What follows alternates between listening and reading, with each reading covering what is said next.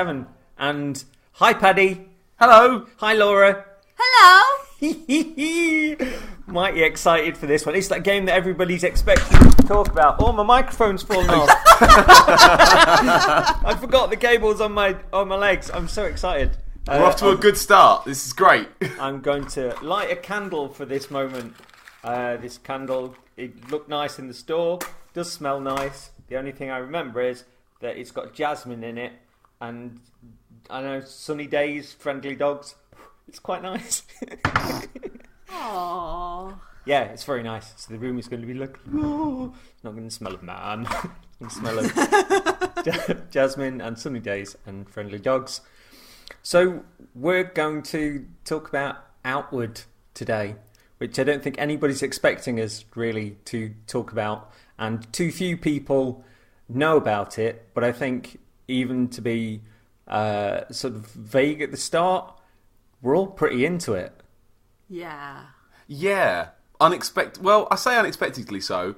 Happily so. But it's lovely that something has come this far out of left field and is genuinely this good. And that everybody seems to be uncovering sort of new stuff. And it's this, it's this tiny pocket of people that are sort of nibbling away at it. But I can watch a stream of somebody playing and it's not as if it's like, oh my god, spoilers, I mustn't go near this. I'm just going kind of, I have no idea what you're doing or where you are. But wow, what's that? What are you holding? Genuinely, yeah, it's been exciting to watch new playthroughs of it, and and those playthroughs not even spoiling stuff. But I'll go into that in a bit. How are you both anyway? I'm really good. I've been at work today, and it's been a day of lifting or shifting. So my shoulders are feeling pretty, a smell of man, as you alluded to earlier. Right, I should pour my candle. Pour my candle on you. Ow. You smell of friendly dogs. Don't do that. I don't need to be hearing both sides of the conversation this time. You've clearly never listened to the podcast before because it's always been sexy. She hears half of it and assumes half the rest. of it and go, meh. Yeah, I'll go and eat a biscuit. Laura, how are you? I'm good. I just got out from a nap, so yeah, I'm pretty refreshed. So all of this could be super spontaneous then. Yeah. We've written notes. Well, he's written notes. I went for a nap. Yeah, I did try to write some notes for this and have sort of got quite a few notes, but they're a little like a kid's what I did in the holidays. And I'm like, and then this happened, and then this happened, and then this, oh my god, this happened. And then I went for my dinner and went to sleep. Yeah, so to give people a bit of an idea, Outward, if you've not heard it, if you've not played it, if you've not seen any of the videos, as a little bit of a prefab, open world survival adventure with elements of Dark Souls, Dragon's Dogma, Zelda, Monster Hunter, plus split screen couch co-op. An early candidate for Game of the Year arrives in the form of the outstanding Outward from 9 Dot Studios, made by just 10 people. That's my I think they've missed the trick there. I think they need to fire one person. Get it down to 9. 9 men studio. Yeah. Oh my god, yeah. Or change the name to 10 Dot Studios. Either way is fine. Whichever one puts food on the table. I like to think that one member of 9 Dot Studios is maybe a little smaller than the other, and they're all on one another's shoulders in a giant coat, and the smallest one is the head, and that's the one that wears the hat. Or there's nine people, and there's another person called Dorothy. So there's 9, and then there's also Dot, and that works. That's 10. Let us move on. Laura then. is giving me such a look, and it's not translated. Sorry, Laura. But just know that the look Laura. I'm getting is hateful. No, I'm just little. They're big enough to have put their own YouTube advert out. We saw an advert on YouTube for it the other day. We did. We're like, we're playing that. There's been quite a few ads on YouTube. The first I heard about it, much in the same way as Pad did with Immortal Unchained, was through a YouTube ad, and rather than it being a quick punchy trailer, and I have seen those since. The ad was a 15-minute review, by a YouTube reviewer called ESO Online. That was an advert? Yeah, it was an advert initially. And you know, when you... Oftentimes you'll be doing something else and you'll be like, is this ad still playing? And then you'll look up and you'll go, oh, I'm not interested in kind of Bitcoin or whatever. But it sort of came on and I heard the first few lines of it and then looked up and just went, oh. And I'm sure that at that point I kept hearing Dark Souls open world type thing, which is the way that I remembered it when I sort of watched that advert and then, oh, what was that game? Oh yeah, Dark Souls open world. And then I don't think it's very Dark Souls. That's bollocks. I think there are elements of it. How much Dark Souls have you played, Laura? I've watched you play a lot. That is fair. I was going to say you were lulling yourself into a cul-de-sac of hatefulness at that point, Pad. A trap of my own devising. Indeed. I've hoisted myself with my own Let's Play. But I think it was an interesting idea that marketing-wise, somebody had seen that and just gone, that's everything that people need to know. And there's quite a lot of complexity in it. So let's put a 15-minute advert on YouTube and let people watch. That's quite a brave choice, really. Because who's going to watch a 15-minute advert? Not many people. No, but I don't know. There was something about it that drew me in, and I did watch it. And kept flitting back to trying to find out when it was out. But yeah, this was the point that Sekiro was kicking off for most people. No, don't say making her feelings secret. I mean, we will cover it somewhere down the line. But you know, I got it. Work had been caning me. And the weekend that it arrived 10 minutes before I had to leave the house on a Friday. I got like a 2 o'clock start and it arrived at 1:41, I think it was. And I was super busy that weekend. But, and I have had sort of a few hours with it. But I don't know. Sometimes it's having the right mindset to play a game. Plus, Pad and I had spoken this year we were going to be chasing the weird a bit more. Because it's more often the points where we veered off the beaten path, like Warframe and Immortal Unchained, which have been the most satisfying shows that we've done, not only in the discovery, but with people coming on that journey with us and sharing their own stories. So, on the face of it, Outward felt enticing in that regard. I don't think I realised quite how much those stories, as when and if they do come in, will be as varied as I've seen the different playthroughs going on. But this was the point that I tried to sell it to you, and by extension, Laura, with all the juicy bits that I can muster.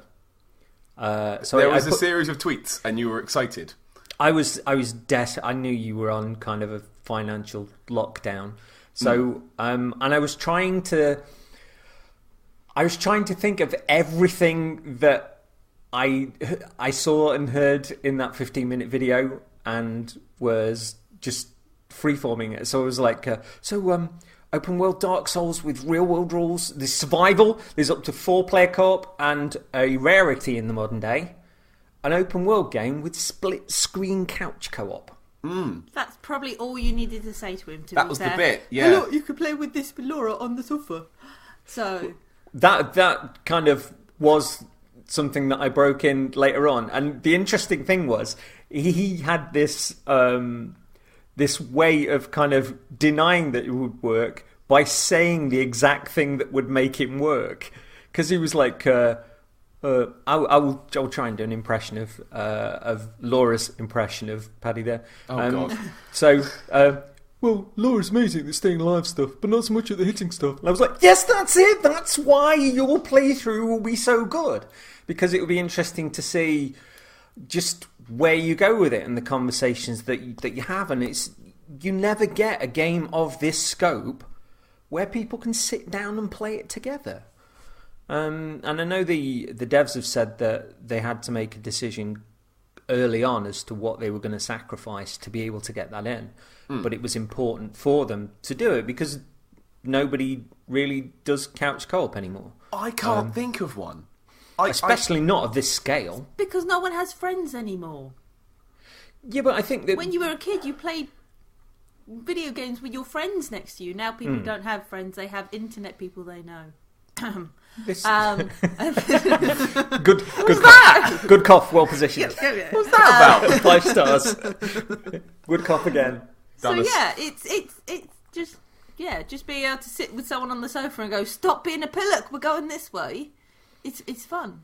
But I do think as well that there's a potential here for, say, a dad to go on a journey with his kid and make those decisions together, or for somebody to play with a partner who's not particularly well versed in games. And there's something very novel-like and really encapsulating about the stories it unfolds anyway. But part of my excitement has been waiting to find out the discussions that you two have gotten on with, because to jump ahead a little bit, we've both been on very different journeys here, and I think that's what opened my mind up to the possibilities of the game early on, and just going like, oh, this would be a really cool one to talk about. Because every time we've talked about it, you've said a thing and I've gone what, and then I've said a thing and you've gone what. Yeah. It's been good. And like, what was the equivalent on your couch of that then, when you were talking to each other and adventuring together, and when little revelations or things that you could do kicked in? Well, I mean, I've been trying to teach Laura about shields for 3 days now. How's that going? I'm carrying 2 lanterns. It looks pretty. She's explicitly, and to annoy me, carrying a lantern in her free hand. She has one already attached to her bag, but she's holding a second one, burning 2 lanterns, just to wind me up. So much fun. But I'm so angry. When you're carrying one lantern, specifically behind you as well, is it truly light enough? Yes. Don't make faces, Laura. You have to say the face you're making. I did have a shield. I had the mushroom shield, which looked dope, but I couldn't be bothered to block with it. So I thought I'd change it up Laura, to something. What's the block button? Circle? No. Okay. Mind you, I didn't know that you could run or jump, I think, until we played it, Paddy. Rolling. I showed you how to... You're like, how did you do that? Like, L1? And then I sprang off ahead and you're like, how are you running? Hold L1. Yeah, but didn't that come back around? Just to again put a teaser to our own chat and from our own playthrough, but didn't me jumping around come back around for us? A little bit. So yeah, so I want to know, did you have any expectations before you started playing it? Like, I know you'd watched a couple of videos, but did you have much? Because I enjoyed the video I watched, but I thought it would be like a bit hard and like a bit obtuse and like jank and not in a good way. You know when you see something and you think, I'm not sure. It looks interesting, but I'm not sure about it. Looked like a bit of a basic bitch. It looked a bit PC. Well, to go back basic bitch, Laura. Yeah. A lot of that is I think if answering the basic point that they did sacrifice a lot to get that couch co-op in there, but in many ways it's one of the most beautiful games that I've ever played. It might not be, sort of 4K graphics or swirling smoke from the ground and stuff, but there's been stuff that's been poetry. It's not brown. It's not brown. I look like a game that's not brown. Absolutely, but there's been moments where I've gotten to a new place and I've gone, that is beautiful, or that's scary, or there's been parts where I've gotten genuinely emotional because I felt lost, or I've had that kind of tightness in my chest of like, will I get back home? And there's something really wonderfully childlike about that. Like when you went out in the summer holidays and you'd maybe go to like villages and towns that were nearby and stuff, you go, oh my god, there's a church over there, I've never been down that field, but as long as you got back in time for tea, that was fine because you wouldn't get shouted at. But there is that wonderful sort of dichotomy between being sort of quite scared and being excited. And I think in many ways with games having markers and, you know, maps and, you should go down to here. Follow the glowing path on the floor. It's been lost. I mean, a lot of my expectations were tied in with that big pitch that I was mentioning, because there was, you know, there were other things that I was trying to intimate to you in the in our Twitter DMs, going like, you know, you get a satchel to start off with, and separately you've got pockets. You can get a bigger backpack. Don't even think about rolling in a fight unless you drop it on the floor. If the enemy hits it, stuff you got in there might get damaged. Oh no. I was like, sleep is good. Go without it for long enough and it will affect your health. Sleep out in the open, you could get ambushed and robbed unless your friend stands guard. The death mechanic can be good or bad. You can find your corpse picked clean by enemies, all your stuff gone, or in a prison and have to break out. But in one instance, the YouTube fellow I watched said a traveller found him, and not only nursed him back to health, but took him to his destination. Lucky bastard. It's like, yeah, but that's really cool. And to say that they'd sacrificed, you know, resolution for being able to go for like couch co-op and stuff. There seem to be these massive ideas that people always spoke about within older PC games. You know, like Planescape Torment and Baldur's Gate and stuff, which seem to have disappeared in the modern day for visual fidelity a lot of the time. I mean, a harpoon might look like a good weapon in the opening area, but it'll let you fish. Fish that you can eat. Fish that's good for your brain, gives you mana. Fish you can cook. Fish you can turn into a delicious fish stew. Or other things. Crafting. Love crafting. Is it love crafting? So you can, to get a skill, like magic for example, you have to learn it from a trainer. And if you got when you want to learn magic, as I understand it, you have to trade a portion of your health, your permanent health, for the privilege. And so you have to go up a big mountain, don't you? Oh my just God. to even Can we touch upon how beautiful the area is around that mountain? Oh, it's lovely. So, Laura, why don't you tell people what it looks like? Yes. What's the mountain look like? Like a big purple zit. Well, that was not as beautiful as I was expecting. I liked it for a bit. A spiral on top. But then the kind of, because it kind of waves in the breeze. After a while, that made me feel a bit sick. Okay, it's worth saying the mountain does not wave in the breeze. The With grass, the grass and the colours around of it. the mountain. It's like, oh, hey, cool, because it's kind of cool purple and blue, isn't it? Yeah. I tell you what, if you look at it in sunset, it goes like a dark blue. That's pretty shit. It's really cool. It's in a good way. I like as well that you could say environmental storytelling, but there's this, you know, massive magic mountain, and then all the grass around it is pink and sort of mint green and it pulsates white out from the mountain. The colour goes through outwards away. That's really cool. And from what I've heard, there is kind of there's a pathway that goes up the mountain that sort of spirals around it, but there are 3 separate entrances which will allow you into a massive dungeon inside the mountain with like monsters in there and trials and all that sort of stuff. It's like, yeah. I haven't actually. Can I just say, Laura's just made another face, and the face says to me, "Yeah." Yeah, go on. I don't really want to do the magic thing because I don't want to lose my health because I'm getting a bit squishy anyway. But yeah, cool. I'll go do another dungeon. Sounds fungeons. All the ones we've even some of the when you're exploring, you can find odd little caves that we found one the other day. Like a one-room cave, isn't it? Like the hyena. It was and it was like the hyena's burrow or whatever. And we went in, and there was just one dog, and you're like, oh, okay, cool. We finished this now, but that was fun. But if you look, I think the hyenas are all wandering outside as well. So they're we'd obviously already killed them. Yeah. Hey, look, there's a dog. Let's kill it. And not every cave has got something evil in it. Have you found the Immaculate yet? Yeah, I have. What's that all about? I don't like it. It's creepy. I love the Immaculate. I put this into a bit of a story later on, but the Immaculate is sort of this big, tall, alien-type monster. Dryad-looking thing, isn't it? That you find in a cave by candlelight that's reading a book, and he's fascinated by these untrue truths that humans have.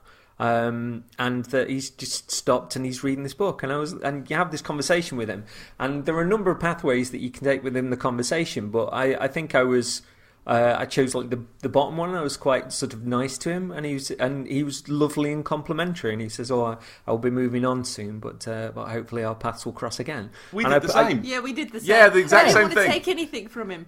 And I put my bedroll down on the floor, and I slept. And when I woke up, I was genuinely sad that he'd gone. But part of me was just like, because when you lay a bedroll down and you go to sleep, there is a chance of ambush. And I put my bedroll down. And I woke up and I thought, yeah, that's really cool. But his conversation was so good. And that, again, it was another colour that was added to the game where I just went, I'm in complete admiration of this game in general, never mind it's been made by 10 people. And it's my favourite thing of like the way it's presenting its stories so far. We've not found much of it yet, but it's plot, it's not lore. It's giving you it, it's saying, here's some fun stuff that's happening. I'm going to tell you what I want to do, and then I'm going to go do it. And you haven't got to go and go find his diary and read it and find out who that person was and go find his stuff. And cause I'm kind of over that now. Like, I want them to just tell me a story. I don't want to have to find it. They're giving it to you, and it's really just well presented. I like it. A little bit of a disconnect when they say things that are different to what's on the captions, but it's fine. I don't mind that. It gives you a kind of challenge mode for reading the captions. Oh, that's fun. I think part. Oh yeah, my dyslexic wife finds it fun. I think part of the of being so grounded in the world personally is the fact that you've not got a marker in your hometown and on the big map, which is far bigger than I actually realised because it goes on for a few pages. Yeah. You have to judge the lay of the land by what you can see and where you can go, and if you're not sure, climb to a height and see what you can find and stuff. And not only does that promote in your opening sort of town of Ciezo, you soon know where everybody is and how to get around. And I've wanted to learn of the world that's beyond those gates, and oftentimes I've not progressed the story particularly because I want to go out adventuring. I want to see what I can find. I want to see what kind of little dungeons I can find, or characters that there are, or surprises or quirks to the world. And there's something both really relaxing and super exciting about that. That's almost exactly what we've spent the last 2 nights doing. We haven't done anything of consequence. Yeah, we've just wandered about. Bumming around. But it's not dictating to you what you should do, or where you should go, or when you do it. It's not a map full of dots. I mean, it's worth probably clarifying now. You can bring the map up, but what the map is like a Google Earth picture of the floor, and it's got a few towns marked on it, but you can't see where you are on the map. If you pull the map out of your pocket, it wouldn't have a dot where you were. It's just you're somewhere, and you have to look at it and where the path is there, and the mountain's there, and that's there. And you can actually put dots down on the map to remind yourself, I need to come back here. But they don't appear on your little compass at the top. You've still got to remember where the bloody hell you are. I love it. I want to get a real map. I want to print this out and write on it. You want to? I was thinking, honestly, of going pencil and paper and drawing stuff out. Just get a massive, sellotape some graph paper together, and just trying to. Because part of me is just thinking, you should get a nice notebook and just put some things in a notebook. Yeah, right? Yeah, it's really tempting. Yeah. I think this is. I've always wanted to play a game, like an open world game, just with a notebook, not a journal in the game, just literally writing things down. And this seems like it would be a fit. It seems like it would work. Because I've taken lots of PSN pictures of things that I think are important to remember, but I would like to just have this diary of figuring my way out through the game. If only to remember where all the other cities are. Because remember we went to see the barmaid. And we're like, hey, I want to go to Ливан. And she's like, right, cool, so go around here, take this left around the mountains, then go through this forest, then cut there, then cut there. You're like, whoa, whoa, whoa, whoa, whoa, love. Not just go west. Yeah, it's like, that's like 18 directions. Like, can I get me a pen? Wait a second, I'll fucking write all this shit down. So love that. I mean, when you're in the open world as well, you can absolutely decide what you can and can't fight.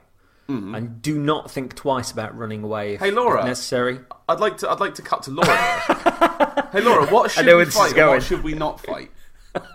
Well, I can fight stuff. It's just you really were not very good at it. How? Because you were all like, no, I'm going to have this two-handed weapon, and you were too busy poking it, and I'm just like wailing side to side with my mace, and I was hitting stuff, and you were all like, oh. I would argue my trident was fine, my warhammer was not. My warhammer was so slow I couldn't hit an enemy because by the time I'd wound the thing up, they'd stab me in the head. But Laura, I made this out of dog bones. Yeah. Well, He has now made a weapon that's essentially dog teeth. I've got a sword covered in teeth. It's wonderful. So if you're playing together as well, and this will be interesting to get a glimpse into your playthrough. If you discover a chest, you need to decide between you who's taking what. There's no everyone gets one of everything. First. Is that it? Smelt it, dealt it? Yes. Pretty much, yeah. We'll both open it and go, if you loot it and you get it, then you've got it. That's why Paddy got that hat. Yeah. And I ended up with the mushroom shield. Because we found it, like, that's mine now. I found it, it's mine. That's fair enough. I mean, I do like as well, and this ties into the little bit of story that you're given at the start. You're not the chosen one, or any of that guff. You come from a tainted bloodline, one where your ancestor turned away another tribe who could have helped them, and bloodshed ensued. In the modern day, the ship you were on crashed at shore, and it killed countless people. When you do wake up back in your bed, there are people at your door stating if you don't get 150 silver within 5 days, they're going to repossess your house. I like that. It's an adoring crowd. They're like, oh, they've come to see... Wait, they hate me? This isn't cool. And the leader of the town is actually the person that barters for the 5 days because they just want it immediately or throw you out. I did like the way that they lean into the lore of the town in the past, and they basically say that every family's bloodline is important, and if that family does something bad to keep away mob rule, basically that family has to pay back for the people that have been killed or whatever's happened, and your bloodline is tainted until that's paid off, whether it be that generation next, one after that. Sins of the father and all that, isn't it? It's certainly interesting. It's a cool bit of lore, and it helps kind of keep the town I think the justification is it stops open rebellion and mobs and fighting because it's like, okay, no, you're all responsible. Chill out and pay it, or you'll be responsible for more. And it's not just you that bear your burden if you fuck up. Everyone you're related to does. And there seems to be depth to the characters that are there as well. That you can't really take anyone on face value. And even early on, there's one character that's leaving the village who basically says they're leaving because they've been given details as to some of the things that are going on underneath the surface, and they want nothing to do with them. And you just go like, oh, what is it? And there's a certain place that can be discovered in the town. Not saying too much, but I kind of went in there and went, oh, what's going on here? And I know for definite that you've been through it. The storage room. Yes, Patrick. Yes, I was trying to get around it, but... Well, it's fine. People will find it if they find it. It's cool. I like that the first... Because, like you said, your first kind of quest is, right, get this gold... or silver. It's always silver for some reason. Silver to play this stat. But you did it in a different way to how we did it. Yeah, they basically say that you can pay it off by getting 150 silver or a tribal favour. And it doesn't really say what the tribal favour is. But yeah, it's you. I'll say now that I'll put up a spoiler warning. If you are enticed by the things that we've said and how excited that we are and stuff, go away and get the game and play it up to this point. Play it past, so you either decide on whether you're getting the tribal favour or the 150 silver. Come back and we will talk about the opening game and the way that we did that. Because it's if you're already in at this point and you want to hear the spoilers, then this next bit is for naughty boys and girls who are getting coal from Santa for Christmas. And should we do intermission music for it? May or may not have been excluded from school. Yeah, we would recommend go and get the game, play up to the point where you've either paid off that debt, you've got the tribal favour, or you've had your home repossessed. Yeah. Because that's a thing. That's a thing that could happen. That was, again, because we'd heard that some people had that done, and we're like, I don't want that. No, I don't want that. Moles. Aren't you half expecting, like... Aren't you half expecting... Yeah. Well, aren't you half expecting the game to go, oh, well, you've done really well, and you didn't... No, off you go, living on bedrolls and in caves and... You live in a hedge now. In inns, yeah. Yeah, and I presume all of your chest stuff is... You're not able to get it. Because I think if you do lose your home as well, it's 300 silver to buy it back. Yeah, it's twice as much. You've got to come back later. If you're living outside, that's way harder. 100%. So, yeah, it's... obviously, I've noticed stuff from things that I've seen on stream which didn't spoil things, but the game does not fuck around. That if the game does brave stuff and you have one save, no save scumming, no oh, I've lost my house, I'll go back to the save from yesterday and then I'll do that different. No, you won't. No, you've biffed it. Well done. No, well played. Live with your biff. So how did you solve your blood debt then? Your 150 silver pieces. My 100 silver pieces, let me think. So you start off after the shipwreck, before you go back to your home. So you got a little tutorial island to play on, haven't you? just to give you a bit of an idea. So at this point, I was like, walked up to the sea, gather salt water or drink salt water. It's a survival game. I bet I'm thirsty. You have disease. So later, I found drinking water in the stream. I was like, oh, okay. And further on still, I found some berries, and I'm like, I bet I'm hungry. I'll nosh on those. You cannot keep them down. I was like, great, I've just been involved in a shipwreck, and not only am I ill, but I'm vomiting back food. Well played, game. I'm trying to do a survival, and it won't let me.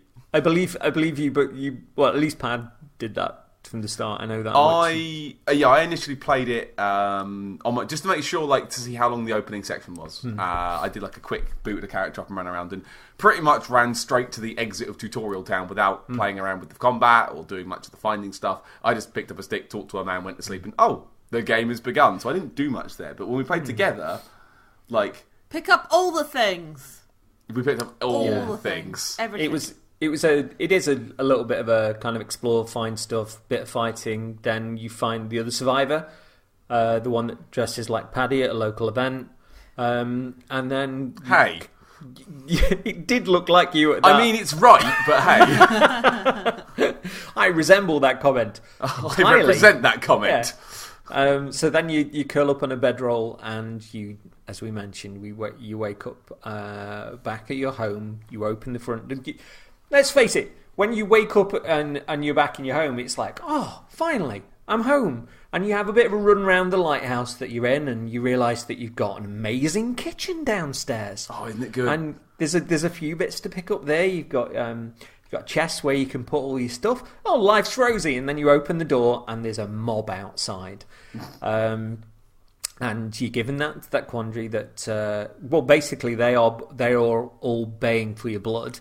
And it's the leader of the town that gives you that 5 days to either get the tribal favour or 150 silver.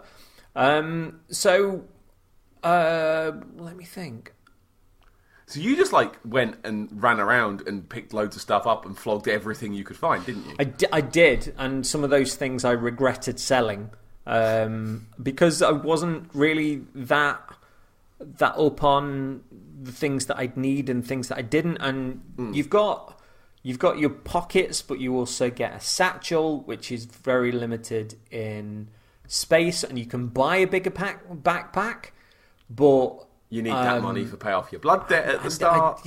And so I wasn't sure, but when I then went out into the world, I found that I was filling up with stuff really quickly, and also when you've got the satchel, you have to hold your lamp out in front of you, whereas when you get the backpack, you can attach the lantern to the back of the backpack, which I thought was or really hold a second one, Laura. All the lanterns. Lady Lantern. Lady Lantern. Lady Kim Lantern. to her mates. So yeah, I sold pretty much everything that I found. I wandered from the town to a dungeon stroke mine on a quest to find the mushroom the size of a shield. Was it a shield the size of a mushroom? No, shield that looked like a mushroom. I think There's a mushroom the size of a shield, and then there's also a shield that looks like a mushroom in the same cave. So it was for a lady called Anna Turnbull, whose voice acting is fab. And so she gave me 70 silver for that. So I was That's a lot. Yes! So I think I nipped back to that mine a few times and grabbed a few bits that I'd thrown on the ground to then bring them back and flog them again. But I really was looking to sell everything I could find to get that debt sorted. And you can't sell like everything as well. There's a lot of stuff that doesn't get bought. Because I thought on my little single player save that I tried before we played, I thought I'm going to be really clever, right? I can gather lots of wood. It's heavy, but I'll gather lots of wood. What I'll do is I'll make loads of basic wooden clubs and I'll go sell them for like 1 or 2 gold each. That'll be fine. I can get that done. So I gathered a shitload of wood. I made like 10 clubs. I was immediately so overweight I couldn't move. Had to drop half of them on the ground just to even walk. I literally crawled my way to the nearest shop. It took about 5 minutes of walking slowly. And it turns out you sell them for 0 silver. And then I threw my hands up and turned it off and says, right, I'm going to play this with Laura later because this is bullshit. Deliciously bullshit. And this is maybe 15 minutes of me thinking, ooh, a clever plan to circumvent the system, to you stupid, stupid bastard. So you've got the food that you can pick up anyway, but if you cook the food... it holds longer and it doesn't go off, and you can combine the foods. And they entice you into doing that.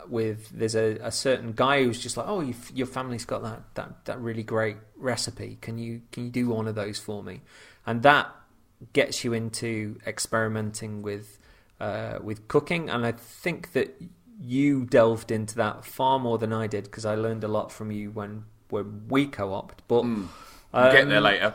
Yeah, because you went the tribal favour route. Well, not on purpose. Not on purpose. We initially wandered out. We found the storage cavern in town. Yes. And while we were looking around, we found like a little sign that said, if you go down here, you won't be able to come back. We were a bit scared. Yeah, like, no, not going that way. Turn We'll around, get come stuck, back. die. So we went back to town and we kind of unloaded stuff. And then we thought, we'll go for a walk. We'll see what we can find. Yeah. We maxed out town. We're like, right, can't find anything else. Let's go. Yeah, so we went to the beach, didn't we? Yes. Because we're called beach people. Just literally took the left-hand wall. I think we followed the right-hand wall and thought, let's see where this takes us. So you didn't drop down. You went. No. You went back around in that same route that you showed me when we were co-oping. Exactly right. Yeah, and we fought a couple of pistol shrimp, which are like these big lightning shrimp, which are kind of... They hit hard, but we pretty handily dealt with them. I was good with my mace. I was good with my stick. Don't look at me like that. And as we were wandering around, we found a dude. And the dude's like, dude, I'm really hurt. Please help me. Like, please help. I'm really, really hurt. And we're like, this seems like a thing Paddy's to do. all like, I can't do anything, and walks off. I didn't have what he wanted. I went up just to double check, and and it came up at the bottom. He's like, give him a bandage. I'm like, okay. So I gave him a bandage. He's like, oh, I'm telling in your favour. This will, be a village favour. I'm like, Tribal favour, yeah. Oh, cool, Paddy, I've solved it. And he's like, what? He's like, I'm picking up seaweed. Laura, you solved it by doing the decent human thing to do. I didn't have a bandage. I was hoping he was going to give me loot. I couldn't give him one. I couldn't Would give you him a abide phantom on bandage. the other side while a man on the beach cried. Yes. So we did that, and we went back to town. We got our tribal favour, and then like later on, we looked around, and we did drop down that little ledge in the cave, and lo and behold, it led straight to him. It was like, for fuck's sake. Straight to the beach. Like, we could have been there and had this done. Because we went back with you later to show you, and that man was dead. Yeah, he was dead in my game. He was already dead. I don't know if it's the tribal favour that kicks it, or if it's just a time thing, because he was not okay when we got there. It's not. As I understand it, there are lots of things which are time-sensitive in the game. That if you make a decision, oftentimes that there might be a way around it for, say, 20 hours or something in real time, and afterwards there are consequences that kick in. Oh, it's exciting. Yeah. What do you mean no? She does, Laura's I just want to be able to loot for like 40 odd hours. That is becoming a problem. It's fine. Our inventory is full of food that we're not going to eat. I don't think that's... It's not going to be a problem if we... I don't think that's sort of taking away from, you know, the adventuring and the looting and stuff. But when you are in certain places, that things may happen where your decisions matter, and there are consequences for your decisions, and they're really good. Excited. So we did that, and I think we kind of stopped after that, didn't we? Like we kind of got our blood debt paid. Did a little bit of wander out, found the mushroom shield, and that was about it. That was about it for the night. Because then I played with CJ the next night, didn't I? With you kind of there. It's because you guys were like, I don't know how to fix this. And I'm like, we literally read it the night before. Make a tea. And you're like, but I'm not thirsty. It's like, not that kind of tea. Oh, okay, yeah. So it turns out you can play 2-player co-op locally, or you can play 2-player co-op online as well. It turns out really easy to hop in together. Very simple. Well, yeah, it was as simple as menu, open up game to friends. Then Paddy was like, menu, search for friends, join friend, and then you arrived with your name written big, enormous, above your head in Arial font. Yeah, it was good. I think gave it some charm with my fabulous peacock hat. So when you join somebody else's game, you can get stuff, but you don't impact your own game. You're essentially helping them out in their world. But any shit you find, you can take back with you. Yeah. In your pocket, which is fun. Yeah, it's a nice way of helping out a friend and not like balking your own save, because it means that me and Laura can keep playing our version without me going, oh, I've done those things, and she's like, what do you mean? Like, no, I've done them all. It's fine. So I'm gonna hop, skip, and jump to Laura here and say, describe your fashion, because I've not seen your character. Is it Kim? No, we managed to work that out. It turns out we had to unsign the US PSN account, and then it worked. Yeah, it wasn't letting me change. I could change the character, but then as soon as I went to go rename, it's like, you can't press any button. And yeah. Like, what? It was hard crashing at the name rechange. Like Kim. Uh-oh. I was really boring and named my character Laurel. What are you dressed like? I had a green dress that when you run, you can see my booty shaking. I had sandals, a straw hat. I was carrying around a pointy mace and a mushroom shield, and obviously lots of lanterns. Lots of lanterns. The mushroom shield was almost like you're in One Piece. It kind of was. So Patrick, your fashion is my fashion. Well, I did some digging in the town elder's house. Laura did some digging, found a chest with a nice hat, and went, we can't take this, we'll get in trouble. So I immediately went and took it. I thought it might be a bit Skyrim-y still at that point, and thinking that if we did that in front of her face, and she's the town elder, and she catches us nicking her stuff... Nah, mate. ...that we might get booted out. And I didn't want that, and he just runs up and like, I'm taking this! Took it, didn't care. And she was defending us, and if you're willing to defend us in front of a mob, you might be alright with somebody having a hat. Yeah, exactly. You're on my side. Just without making a big fuss of it. So the hat is like a wide-brimmed, like almost a pimp hat, with like a big... plume of feathers on the right hand side of it. It also contains a mask underneath, which is like a gold eye mask and then a white face mask under it. So it hides your face completely, but it's very pimp. You do look like you should be driving something in wacky races. Yeah.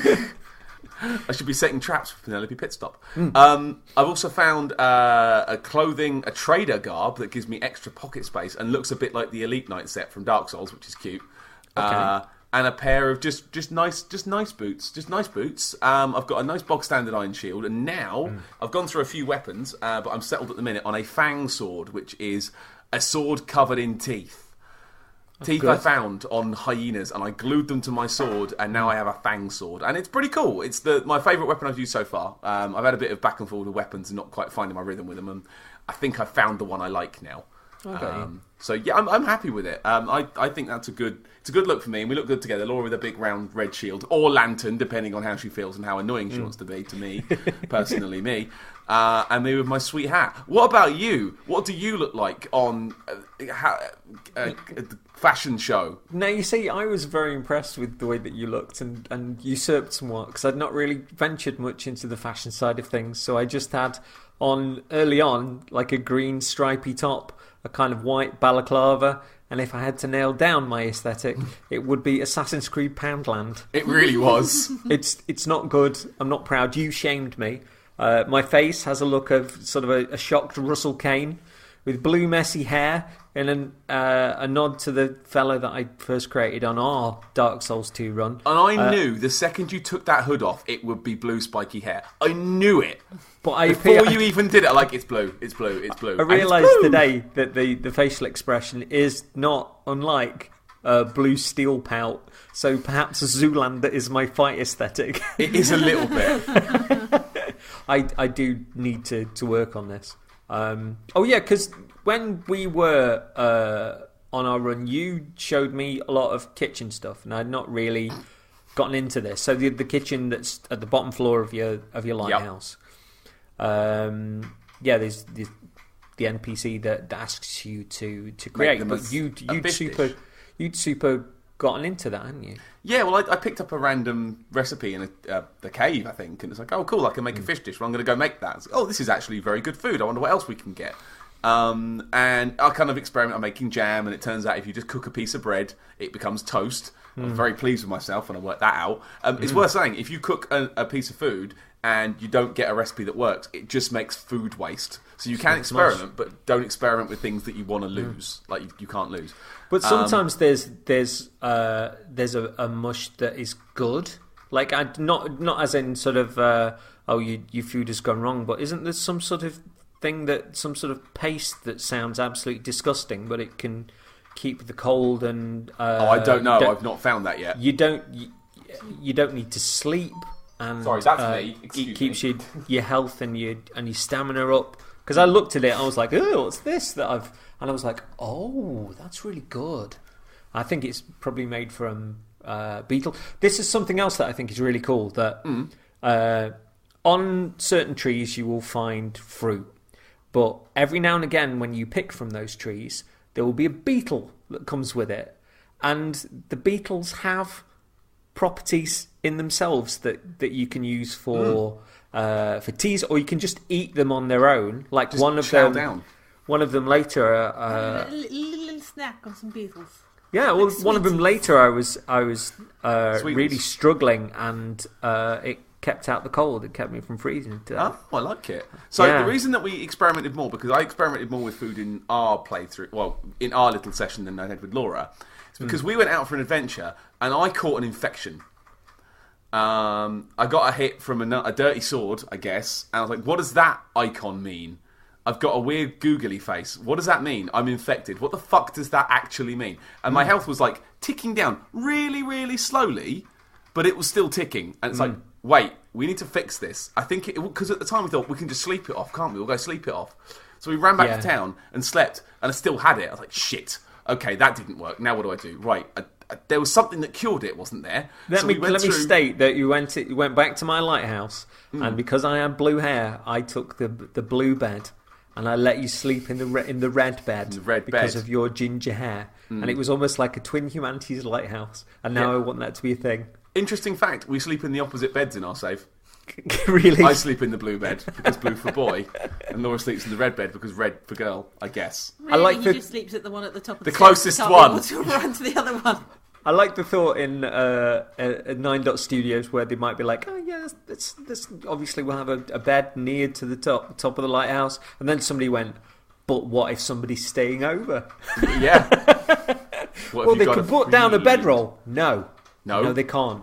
They give need them a beds spare. taken. Yeah. With the second best bedding in it. Oh, they should have made bunk beds. Oh, Beds no. would have been great. So anyway, I had an infection. All the best stories start this way. So I had an infection and didn't know what it was. I think we went through like your chest, I think, and I went through all that, and like, does that cure it? Does that cure it? This is a potion. Oh, no, it just kills poison. Shit. Okay, it's not that. We flicked through and couldn't work out what it was. So it's right. We'll go to town. We'll go to the shops.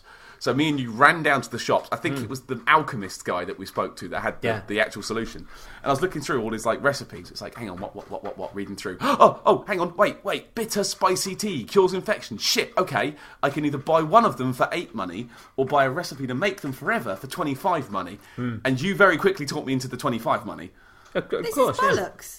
I was heckling you from the kitchen because you're like, I can't work it out. Just make a tea. Well, you said that, but I couldn't remember what Make tea a it was. Tea. You're like, I don't know what makes tea. I'm like, don't care. But Yeah, you we make a tea. hadn't made tea at that point. It was like, I don't know what components we need. Don't give the alchemist all credit. It were me. Well, yeah, Laura helped. So I picked up the recipe and I learned it, and it turns out it's just water and a beetle. So then, Just like most of your teas. Oh, the beetle that fed on the fruit. Is it the gaberries? The gaberries, yeah. Yeah. So I then panic read that oh God, we've got those. Ran back to the cooking area, sprinted, holding L1 the entire way, just sort of going, I need to cure myself. Ran back, made myself a bitter spicy tea, chugged it down, my infection went away, and I felt like a fucking king, like a fucking genius man who fixed his own body. Because the cool thing is as well that you've got recipes that you can buy, and those kind of, you get recipes for making swords and for the likes of food and teas and all that kind of stuff. But if somebody's already got one of those and knows how to make them, they can just tell you. You don't have to get one for your own game. It's just like, right, that and that will make that, and once you've done it within your kitchen, you know it. Or you can get a cooking pot. pot and build a fire and do it out in the open world as well. Once you've done it, you know how to make it automatically, which is like a really cool idea. Speaking of, I am definitely the recipe whisperer, because in that same session, we were playing around with jam, weren't we? We were, and you were like, sadly you can't make jam toast. But I was like, what about bread?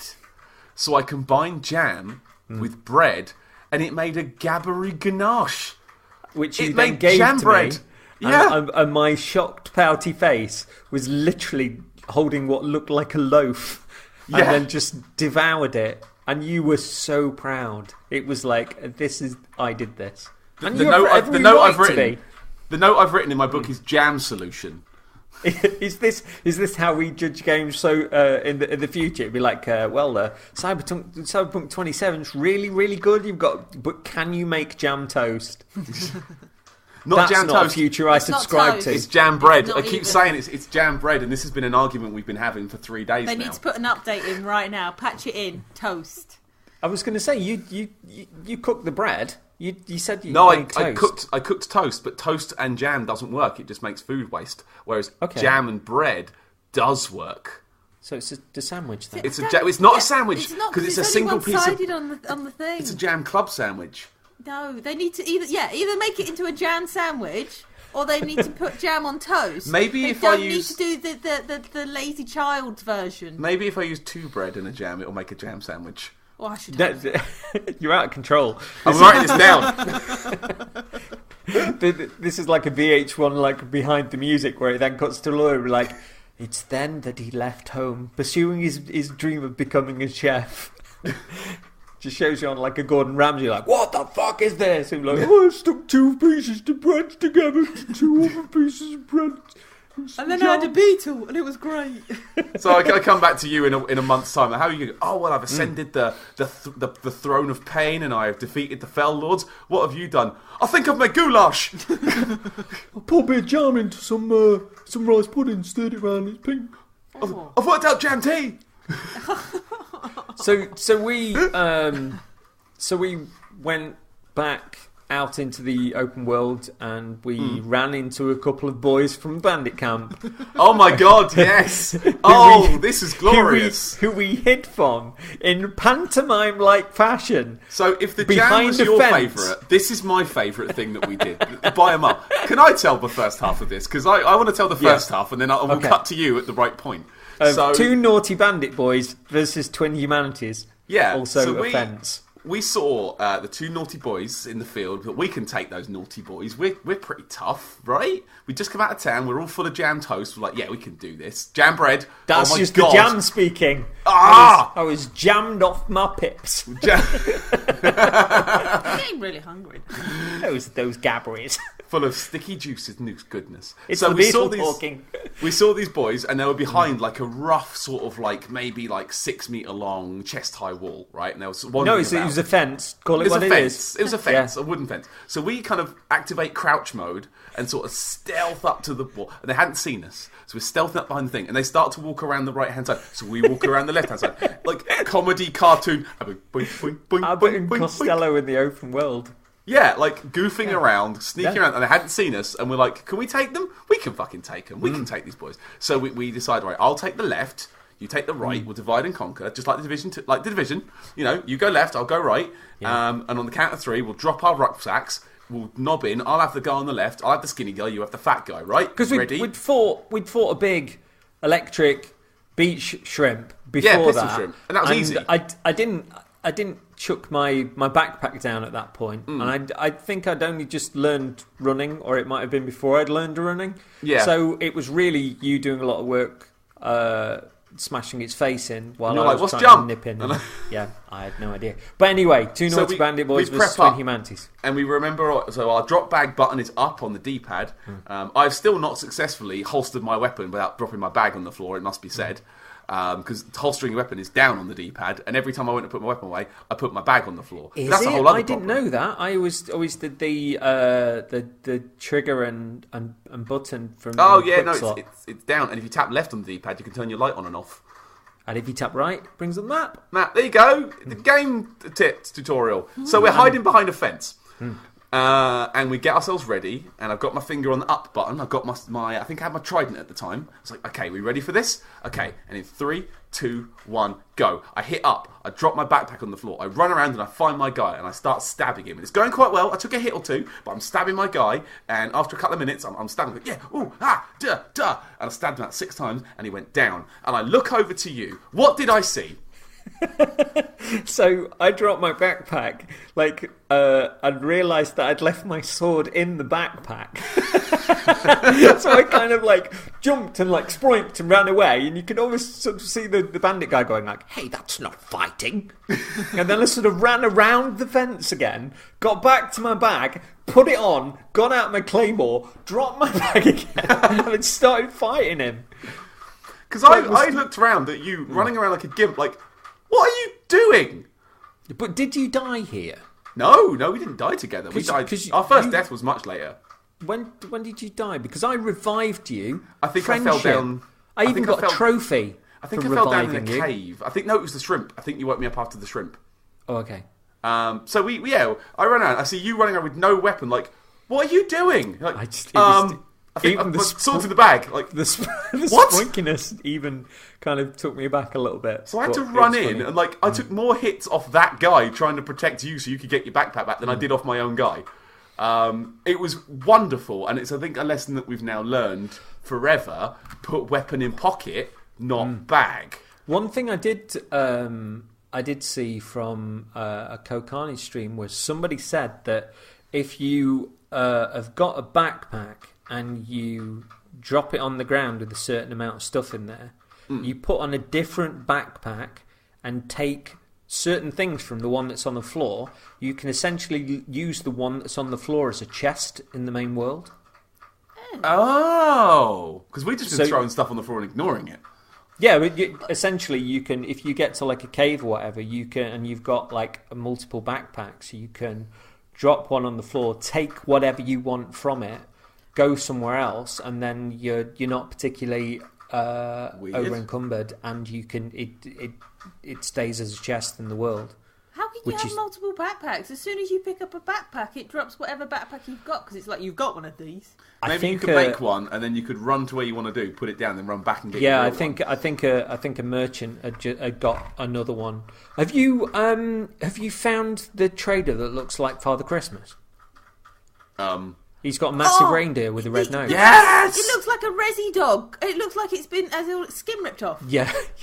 Have you seen the stats on that trader gear? It's Mamma good. mia! It's beautiful. I've got the basic trader gear, and I want the good version. The basic one, only, it costs like 30 gold, but it's pretty good. But there's like a 200 gold one that's way better. One thing I do love about running around in the world as well is the amazingly jaunty music, which sounds like you're on the way to a parade in Final Fantasy IX. The music's so good and so kind of just encouraging you to quest. Yeah. It's not, this is dangerous or this is epic. It's just like, this is fun. And it's got a happy horn section. Bam, bam, bam, bam, bam, bam, bam, bam, which we've all sat there and sang along with now at this point. I've been thinking about that music so often. Even when I'm not playing the game, and when I am playing the game and I'm out in the open world, I'm thinking about the music where it like really starts to rise. It's That's just a ringtone. Yeah. The music got him doing that just there. Both. Yep. But it does give you this kind of real going off an adventure feel, like Laura was saying. It makes you want to experiment, and it even does the Xenoblade Chronicles thing whereby it goes sort of quiet and sort of flutish when it gets to night time. And then you go in a cave and the battle music starts and you're like, shit! I can't see anything. It's dark and I can't see. And I'm like, I've got lanterns!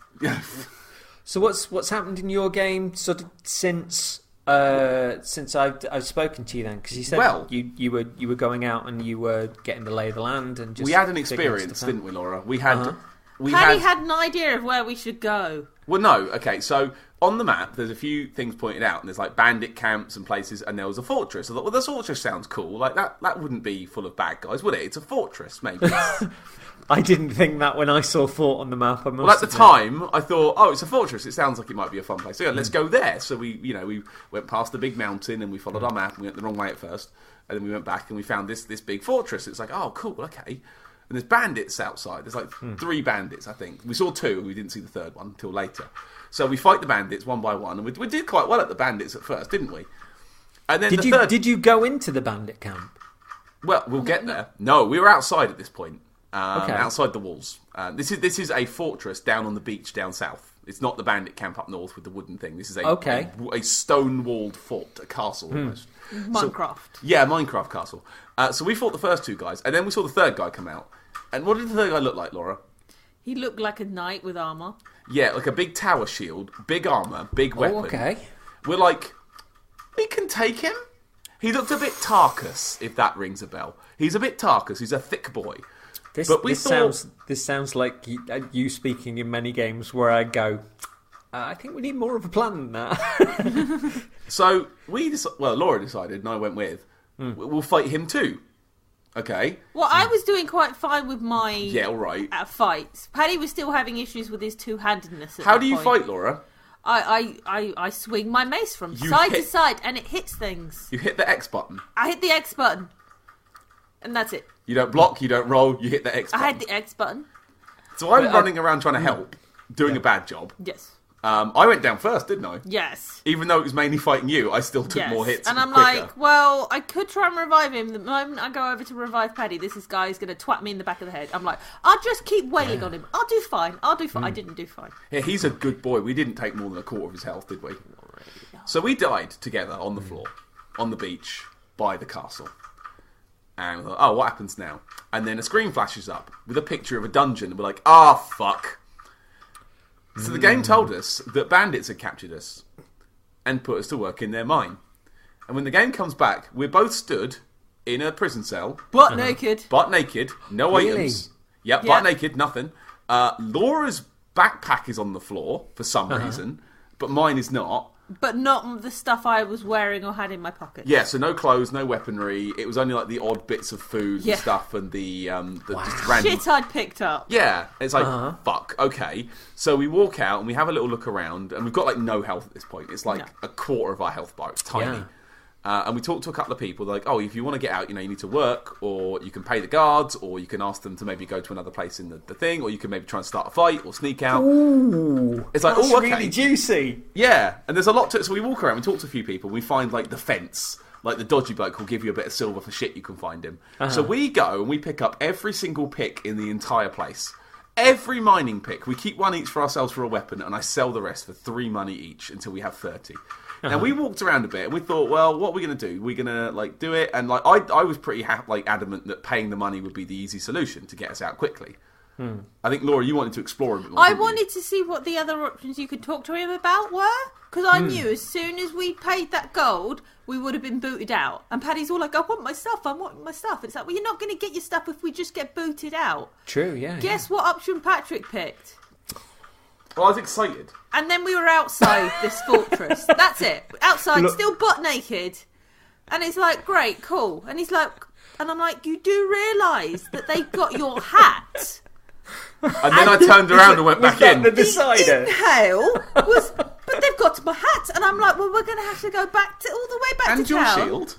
Yeah, my shield. Of course, my stuff. They're not keeping my stuff. I was quite happy just to go straight back in and start clubbing people, but... Well, no, we went straight back in first initially, didn't we? No, we didn't. No, we didn't. We didn't go to town first. We did that second. No, we didn't. We definitely did, because we saw we saw the strong boy still outside the bandit camp. The Tarkus was still there. Like, oh, fuck, he's still there, and I've got a mining pick and no armour.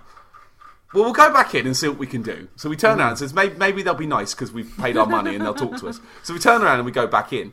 And we wander about, and there's a locked gate with 2 guards, and there's another guy sitting at the end of a corridor. So I go and talk to the guy. And he's like, hello, you want to go see the doctor in here, right? And I'm like, no, I'm fine. He says, no, you should go see the doctor. And the guy's like, no, I'm definitely fine. And he's like, yeah, you should see the doctor. And he gets up and he starts attacking. I'm like, oh, fuck. Oh. And he's got even more armour on than the guy outside. Yeah, he's a big boy. And we died again. Oh, my God. We died again very quickly. This time, we woke up on Magic Mountain. What? Next to a camp. A nice man called, Ged or Jeb or something, wasn't it? Jeff. Let's call him Jeff. Jeff. Lovely Jeff. Nice Jeff. We woke up and there was a note and a potion where we woke up. And the note, the potion restores some health, stamina and other stuff. And the note was like, hey, I found you and you didn't look great, so I thought I'd, give you a hand and, take you out of danger. Sorry, I couldn't hang around, but I've got to go off. You're like, oh. Thanks, Jed. Okay. We still don't have any stuff at this point. Still nude with a mining pick. Yeah. So we got all the way back to town. Like, re-kitted ourselves out. And we were lucky because we tend to leave most of our silver in the chest because money is an item. Money's an item. You can leave as much of it behind as you want, so you can almost. As far as I know, as well, if you buy gold. Gold is lighter than silver if you are carrying it around, and it still sells for whatever you pay for it. Yeah, long-term change, isn't it? Yeah. So we went back and we bought ourselves some basic gear, didn't we? Like just basic armor, basic hat, basic shoes, a weapon each. I think I just had a basic sword and shield. You had a basic mace, didn't you? I think we spent quite a bit of money for this rescue mission. This is an hour in at this point from the initial death. We're basically not talking to each other at this point. There was an atmosphere. At this point, I love how you're essentially planning some sort of. This sounds like a heist movie. We've got to break back in. I was so angry at him. He's like, I decided to go to the fortress. I decided I didn't want to fight after they killed me, and then I decided we were going to get booted out. Well, yeah, but it was. Meanwhile, they've got my shield. I've got my hat, my delicious, disgusting hat, which I think I'm not going to find again, ever. So we gear up with some basic stuff, get some basic rations, because we had a lot of food in our chest, because we'd kind of saved up a lot, hadn't we? Yeah. So we take some meat stew and some mushroom bars with us, load up on some basic ass shit, and head out. So we head back down to the same place, carefully this time. Tarkus, still hanging around outside. And Laura wanted to fight him again, and I was like, no, we can't fight him. That's how we got in this mess. I can't bear that again. So we decided to pull the old switcheroo. So, ran near him, like showed him a dick, and then ran away. He chased me. I ran quite a bit. Like I made sure he was following me. Found a big rock, ran around the rock, and said, "Right, he's lost me. Let's go." So then I ran back to Laura, and we headed. Oh my god! Well, the cartoon plan. I had to get my backpack, so I dropped my backpack. So I thought, I'll go fight. And I thought, hang on, wait, I've left my backpack. So I had to run back up the ledge, get my backpack, and run back down. And we You'd essentially almost lost more stuff. Yeah, I almost doubled down on the fuck up. So we enter the fortress again. This time, the cook guy, or the doctor guy, is sitting down. He's not talking to us. He's like, okay, he's not aggro. This is fine. So we go to the other door, which is the gate portcullis with 2 knights. And it has like 2 options when you talk to them. It's like, oh, I'm just passing through, or I'm here to kill you.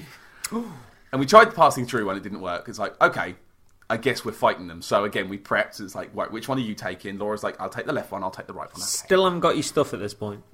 Still just wearing basic bitch cheap gear. We ready ourselves. Laura does the dialogue option. Says, okay, you ready? You ready? You ready? I'm here to kill you. Go. And the camera, like, the screen fades, it comes back, and their weapons are out. Like, right, go. So we do a panic fight. They went really well, actually. Yeah, I got them with my mace, swinging from side to side. My pansy sword was okay. It was all right. I was useful with it. So we knocked them down.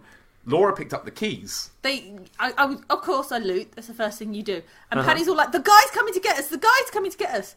So we go through this portcullis, and as he's heading towards us, I use the key to shut it back behind him so he can't get to that's us. awesome. Yeah.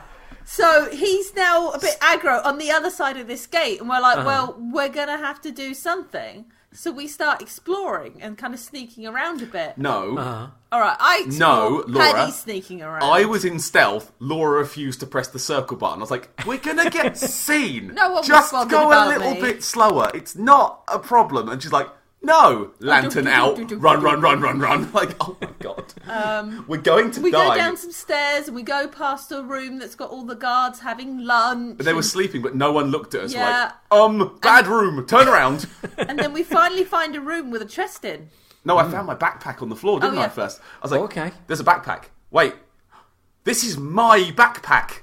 I picked up that blue sand and that... How did that feel?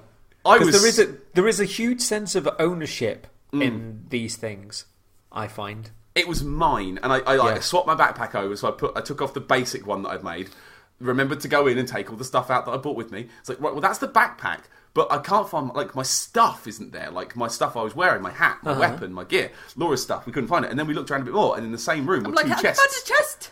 It's got my stuff in. Yeah, I found mine. Laura found hers somehow by miracle. We picked the right chest. Like, oh, this is my hat. And Laura's like, this is my hat and my shield and my mace and everything. Quick, put it all back on. So quickly equip it, and then we're like, cheese it. Let's go. Let's just leave. So we kind of put our stuff on, got back to crouch. I think you did crouch on this. I crouched. The stakes were raised at this point. Can't really crouch much behind my mushroom shield. It's kind of red and obvious. It's fine. That's not how this works. So we crouch and we go and we sneak back up the stairs and we know which way we're going now, so it's pretty quick. So we get to the portcullis, and he's still there. The doctor man is still outside, and we're like, right. And Laura wanted to fight him again, and I was like, we sat there for maybe 2 minutes outside this gate arguing. Like, no, we'll die. We open the door, we run to the door. That's the only solution. I like how you two, as a couple, essentially become a couple in the game by playing it on the couch and just going like, well, shall we do this? But it's the opposite way to how I thought. I thought I'd be Captain... I thought I'd be Captain Big Bollocks and Laura would be, no, run away. And it's the other way around. Laura's like, yeah, we can take it. And I'm like, we'll die. You know why? Because when you kill people, they drop stuff. And I want stuff. But when I they want kill all us, of the stuff. but Everything of stuff. We dropped stuff. Vastly more stuff. Well, that's because you were a bad person with your swording. Look, so anyway, Laura decides, no, we'll fight him. And I I decide, no, we're running away. I drop my weapon and go to ready this fight. And I hear I can get through the door! And I'm like, oh, for fuck's sake. So I have to go up to this door where he's like, oh, Paddy wants to go through this door. It should be pointed, we've both taken a hit from him, and half our health is gone. Okay. A single hit. He is a thick boy. And my plan was always run to the door. I was like, Laura, it's working, quick. And she was locked on, like, I'm locked on, I can't get away. So commence at that 10 seconds of panic. You got to the door, hit the triangle button, we got through. It's like, right, I can't see the Tarkus man. Run. Just run. We're going home right now. And we, like, panicked, ran home, got back, and just... the sigh of relief. And I think the atmosphere lifted once we got back in. It's like... because I had my stuff. Yeah, that was... Yeah. This was totally, from the beginning of the night, this was the entire night, was this trip to this fucking fortress. 2 hours!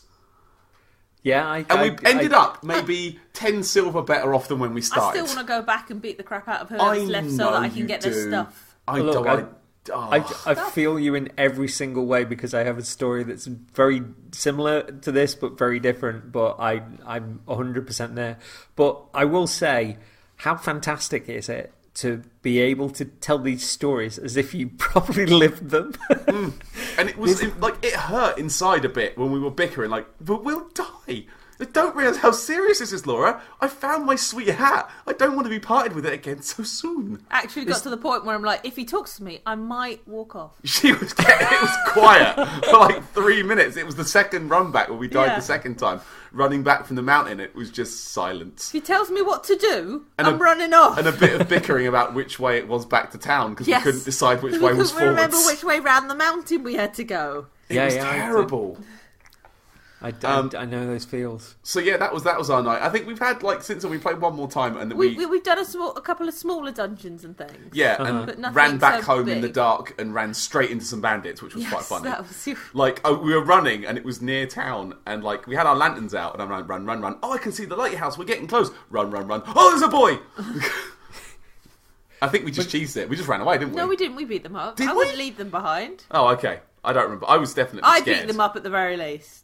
But I can give those touchstones at the start of the episode as to certain aspects that might remind me of things. But so much of this feels wonderfully unfamiliar that the stakes are raised to such a point where there's not really a sense of, oh, I know what I can do with this. I've played video games, because you just so many times it seems to be going, oh, you think you know what's going to happen, do you?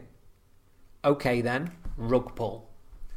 Or you're in a place whereby, it's like you were saying with losing your stuff. There's this real sense of identity and can I risk getting that back? I want to get that back, and not knowing what's around the next corner. And it feels scary and enticing, and bickering. I would say the quote unquote corpse run we did to get our stuff back was more exciting than any Dark Souls Bloodstain run I've ever done. Because it wasn't just like, oh, we've just dropped 80 money. It's a lot of money, but money you can find again. This was our fucking stuff. And it's stuff that, because you'd picked it up in odd places, you're not just going to be able to buy at the shop. That's it. That's your item, your one item you're going to get like that. So unless you want to change your fashion, you go and get it. It's your stuff. The odd bits that we picked up on the floor I could take or leave, but my hat and your shield, I think, were we need those. They're ours. And if we can't get them back, I will be very sad. And we have to start again. In that regard, isn't it? Well, at that point we were like, do we have to start again? Because we had no stuff. Our stuff must be in there, but we can't. They can't make us do this. They can't start us again with nothing. That risk and reward of kind of, can I, dare I? It makes it. It gives the story when you retell it. It feels like you're all sitting around a campfire and telling the tales. It's exciting. I've told that particular story to a couple of people at work, and they've all been like, "That sounds weird. That sounds they've all been like, even the ones that aren't normally big gamers, like, that's mental." Yeah. Really? This game's weird. And this isn't even a story beat. This was just something because we wandered into an area because Paddy's like, I want to go to that thing on the map. And don't make me sound like a mong. It's very hard. We're going on an adventure. The brass got to me. I'm like, bum, bum, bum, bum, bum, bum, I'm going over there. I was quite happy just going along the beach, and you're like, nope, I want to go to that castle thing. And I'm like, it was a castle on the beach. It looked cool. Sure? It's probably going to be filled with people that don't like us. And you're like, no, it won't. And you're like, oh, my ass. And that was it. But you can guarantee that even though it isn't necessarily a story beat with regards to progressing the game, the developers have put those people in to see how folks react to it. And the way that they react is absolutely their own story. But there's so much quirk and so much uncertainty about being in those situations. It doesn't lean into any muscle memory of gaming that you've got, because the reactions that you're getting across the board are really different, not just with regards to, feeling genuine possession over your own belongings and stuff, but of being so far away from home and having to go back with next to nothing. It's really interesting. I'm fascinated by these individual stories. It puts the fear up you a bit, and that's great. Well, like last night when we were running home in the dark, and then you're like, I can see the lighthouse. It's like, that's our house. I can see it. 100%. Especially after the way home had been a little fraught, because we, again, couldn't tell where we were and took a couple of wrong directions. Yes, you're like, this isn't that's another fortress. That's going to have bad people in it. That's the bandit fort. We've taken the wrong exit at the mountain. Whoops. Yeah.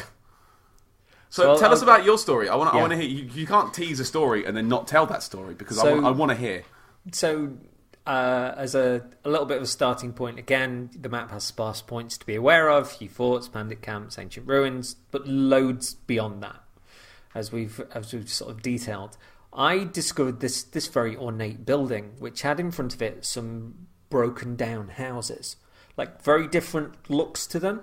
I presume the entrance was the remainder of the old lands, maybe, that the people had left alone and had built this new city and stuff, this new community. So the houses were very sort of red brick, standard houses that you get here, and the structure behind almost quite Russian looking. Oh, okay. So I went around the ruins to see what I could see, picked up a few bits and bobs, and then entered the structure. Inside, it was dark and sprawling. In the distance, behind two sets of bars set way apart, one the other side of the room, the other one to the right-hand side, were two differently glowing creatures. One red, one purple. There was the blue fires in sort of pots at certain points, flickering in the room. Other than that, darkness, and these creatures in their cages pacing like tigers. So I couldn't get in through the cages, not that I particularly wanted to, although my interaction with the alien book person that we spoke about made me wonder if they were imprisoned against their will, sort of not judging a book by its cover. Clever. I guess. Thanks. So I went exploring. There were tunnels leading downwards, further downwards into darkness. I saw a purple glowy fella at the bottom, and suddenly he was running at me. I cracked out my claymore, and I began swiping, and health got smooshed. I ran away, took stock of things, bounced into my inventory, and I saw this varnish stuff that I picked up in the room, and it told me that I could apply elemental powers to my sword. Yes! Oh god, it's followed me. So I dropped my backpack and began swiping, and died. Sorry, it died. Then I went further in, forgot to heal like an overconfident, not healing person. Yeah. And then I died. Jonathan Big Bollocks. So I wake up in a cell in this prison, like ran like hell to get to my backpack. Literally walked out of the cell, and one of them was on me, and another one was coming from another direction. I think I did sort of this blind Benny Hill run where I went into other rooms and went, no, and so like more of them and stuff who looked even tougher. So I ran back upwards. I found my backpack, and I had no health. Like 3/4 of my health was gone. Like you were saying. And I had a glowing effect around me, which, when I went into my inventory, told me I had been haunted. What? What? So haunted is a status. I've been haunted. I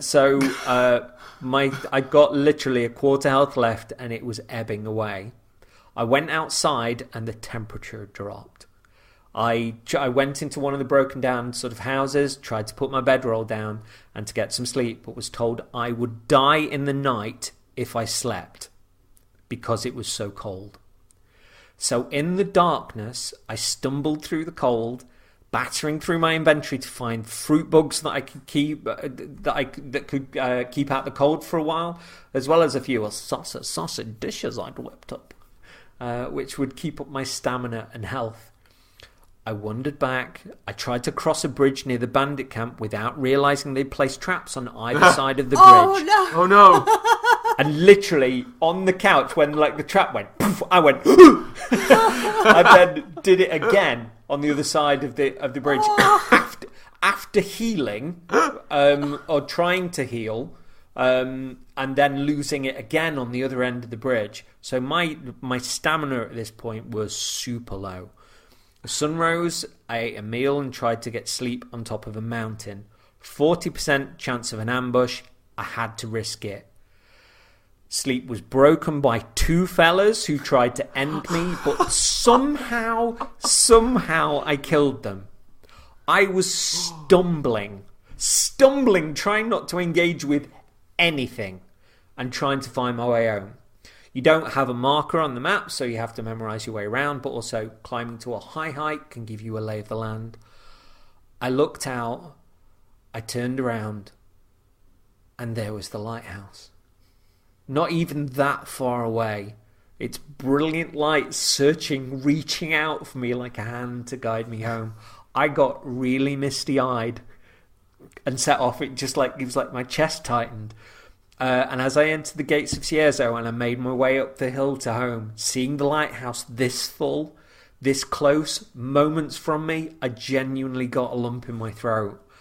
And when I woke, and when I went through the gate, it started snowing. And when I woke up the next day, the entire land was covered in snow.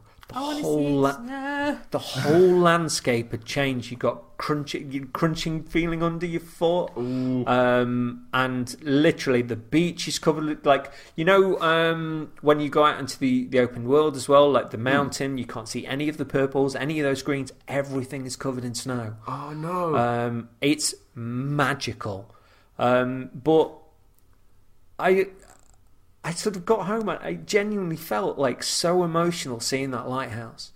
And I think it is a genius move as well, having your home be a lighthouse, so that you can climb to a point in the world and you can look out and you can see that light beaming out. Whatever sort of time of day it might be, the lighthouse is always on and it's always there to guide you home. And to have that kind of emotional connection, not just to the adventure and the risk-reward of the adventure and it catching me off guard so many times, but to feel that connected and emotional about getting home. And literally I had no stamina. And there is that thing whereby, because you can run for a decent amount of time in the game when you've got full stamina. Good bar, yeah. Good stamina bar. But when you're absolutely stuffed, the way that you stumble and you're literally holding yourself together as you kind of trying to get your way home is brilliant, I think. Because your max stamina reduces as you take damage and you run too hard, and it kind of, like Dragon's Dogma does, you kind of drop it down as you go, don't you? And at this point, I'm battling against the cold. I'm trying to keep. I'm still haunted. You were still haunted at this point. It's still haunted at this point. Still haunted. But the actual length in that I travelled maybe at this point isn't that massive in the great scheme of things. And the point where I realised that your map actually goes on to multiple pages was like, ooh. But the place feels memorable. And how many times have we heard like, oh, it's 47 times bigger than Skyrim, the map? I don't care. Just make it memorable. Give me a world that I can remember. Yeah, that just seems... I mean, people said that about Dragon's Dogma, but I found that world... It seemed curated. It seemed that there was stuff all over the place that was thought through. You navigated by vision, didn't you, in that? Like, again, you looked at where you were going and said, right, I need to go up there, around there, down the corner. But, again, with those two stories that we've had, there are similarities in there, but very, very different tales. And there's something super exciting from... When you were telling me that story, I was visualising all of it.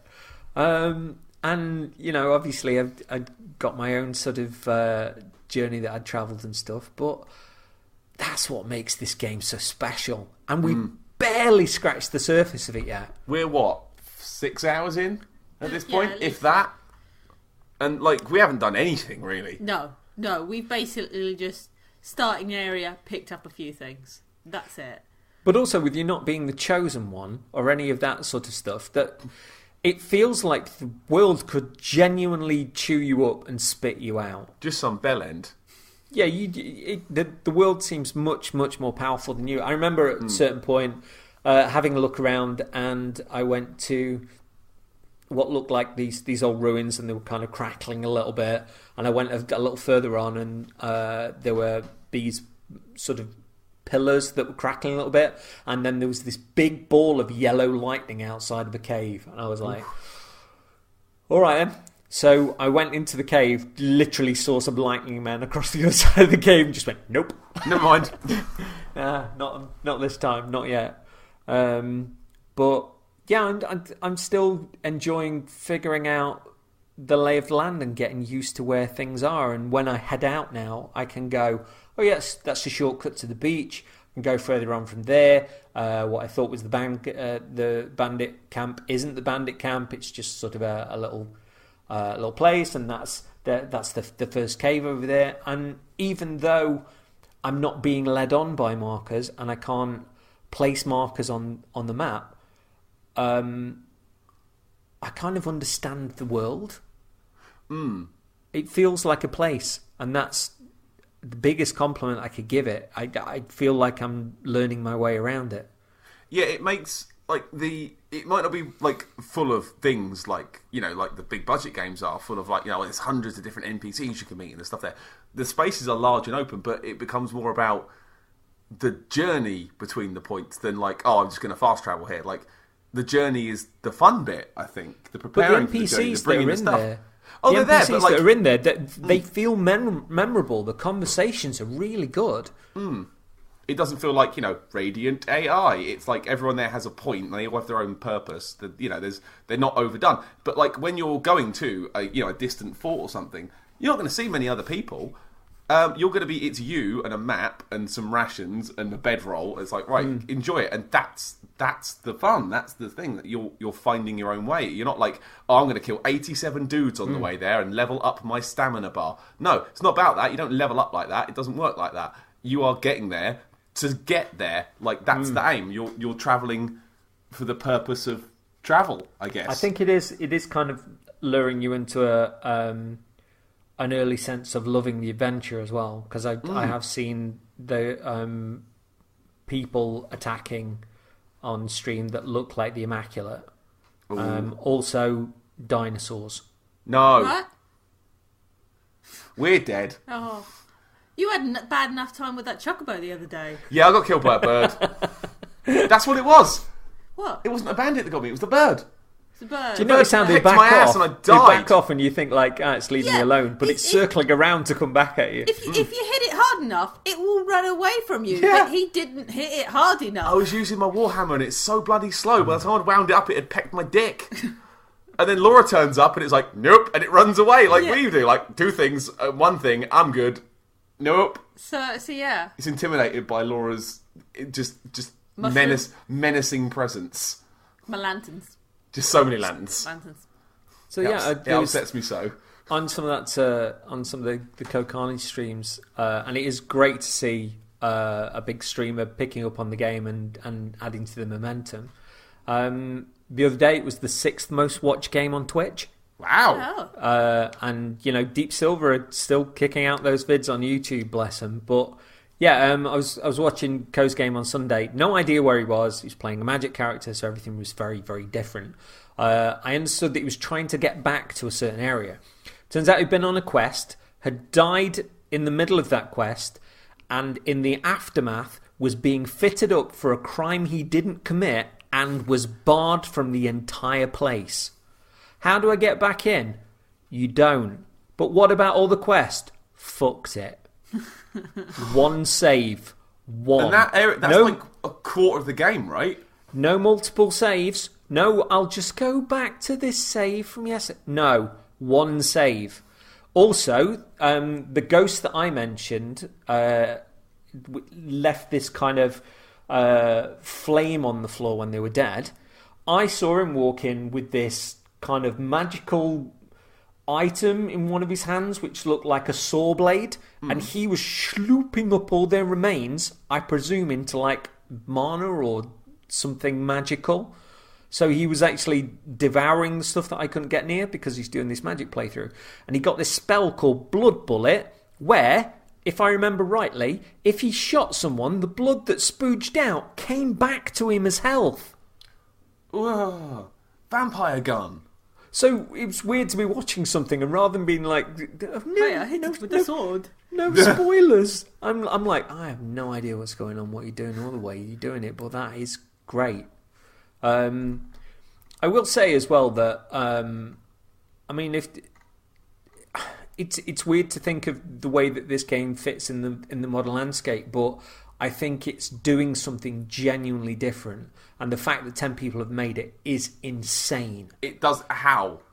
Yeah, I mean, it's I've said before that the devs mentioned that they wanted to focus on that couch co-op aspect, and hearing you two having so much fun with that, and I don't know, doing something with that kind of game that you've not done. I think it's the most co-op fun we've had since Minecraft.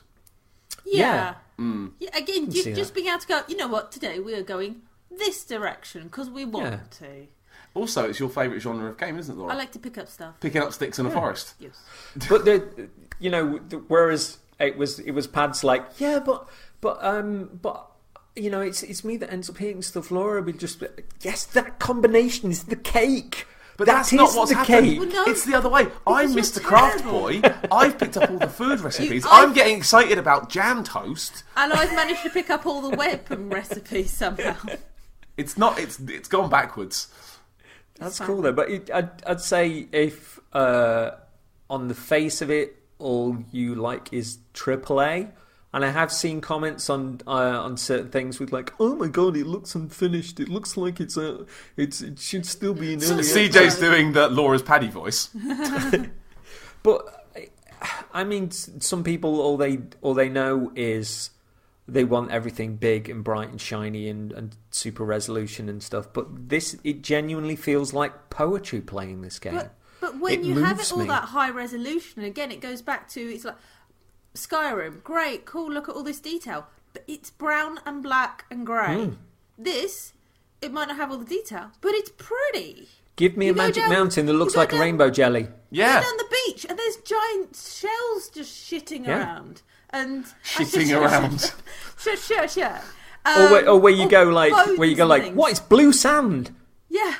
Yeah, it's like, what was that? Like a tooltip pops up. Like, what the fuck was that? I can't see anything. And there's this tiny little, just tiny glistening blue in the sand. Like, the fuck was I supposed to see that? And then you start to think, how can I put that in a meal? You start to think the kitchen like. Yeah, how much of this sand have I missed? And then you go back on the beach going, I'm looking for blue sand, but I can't find any. For me, if you are enticed by us talking about it like this, like. It must be clear the game has heart. It has boundless, glorious amounts of heart. We mentioned on the Immortal Unchained shows that there's seemingly no middle ground these days between indie and AAA. Those devs who are small in number but ambitious in scope. And when there's incredible amounts of ambition, loads of ideas, some of those might not come off, but there are others that absolutely soar. And, you know, before the Kadokawa movement came in, From Software were a small, ambitious company. They had their Demon Souls moment, which fought like crazy to get across the world. That then built into their Dark Souls moment, where word of mouth, where stories like these became this crazy, wondrous rumour of a game that built outwards. And I want those crazy, ambitious devs in the modern day to find those moments, to build a fan base, to build in numbers, experience that ambition and just keep going, because you don't know what's going to spring forth from those people, and it's certainly not going to be shimmery, shiny versions of the Emperor's New Clothes, as we've seen so many times recently. I'm crazy smitten with this game, and it's really fun to go out on my own and to have my own little adventures. To hear of you two having your own brilliant adventures, then Pad jumping into my game and us kind of sharing stuff. Oh, you did this. You did this. That's fine. That's cool. I think I only want to play this co-op, either with Laura or with you. I only want to play this co-op. But again, the chemistry between us, change is interesting. Yeah, go on. Every time we seem to sleep, Paddy wakes up next to his bed with this kind of, hey, you've been in bed. Here's an icon to say that you're doing better. And I wake up outside the door. Oh, when we've reloaded our save. Yeah, Laura wakes up outside. So I don't get any bonus then. And I really would like... Your bonus. A mount to run across the world in. They've got chocobos in the town. I'd like to ride a little chocobo with my lanterns and running around the mountain. That's all you need, really, isn't it? Yes. Hiding beneath a mushroom shield, looking like the back of a chocobo. I'm a secret. Yes. I'm a Bowser. That's it. Done. Well, Patch it in. One of the pre-order bonuses with the regular game is one of those bird pets. So I'm wondering how that factors You do not realise the face Laura just made. That was Laura's "We're at the Lindt Chocolate Factory" face. Oh. There it is. I'll have to look into that a bit further, but I will say as well that this game is retailing for less than half the price of most games. 30 quid, isn't it? Mad. Argos have got it for £27.99, which, considering most games are like £50-55, is insane. I can easily see us putting 30-50 hours into it. Easy. And we won't get out of the first area because we'll just be picking up sticks in the forest. Well, no, with Coke Carnage, people were sort of a little exasperated because he'd been playing Sekiro, and he was like, I just fancy putting this outward on. I'm quite curious about it, and he's not been able to stop playing it. And people are going like, you are going to play Sekiro, right? And he was like, yeah, I'm really enjoying it. Don't get me wrong, but I can't stop this. I've got a problem with loot.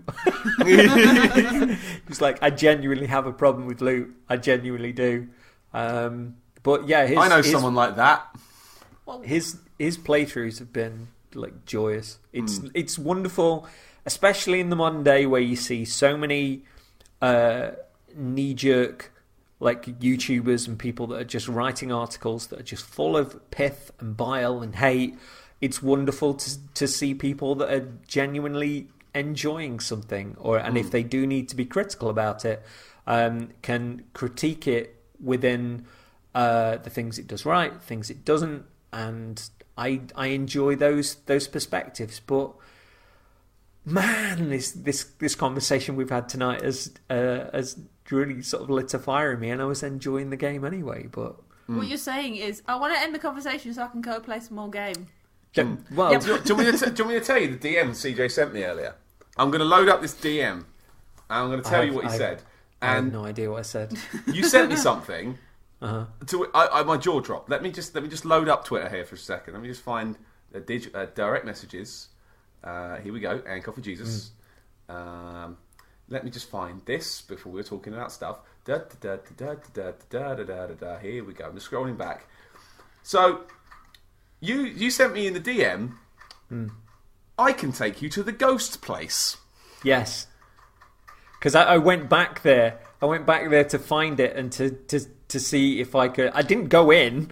I just sort of ventured out because I fancied an adventure into the snow, and just to see where it was. So, and at that point, are you listening to yourself? At that point where I sent it, I think I just saved outside, and I was like, God, if we do get put chance to co-op, I'm going to bring you back in here and just go, oh, this place looks nice. Look at all these broken down buildings. Oh, look at that place in the distance. It's very Russian.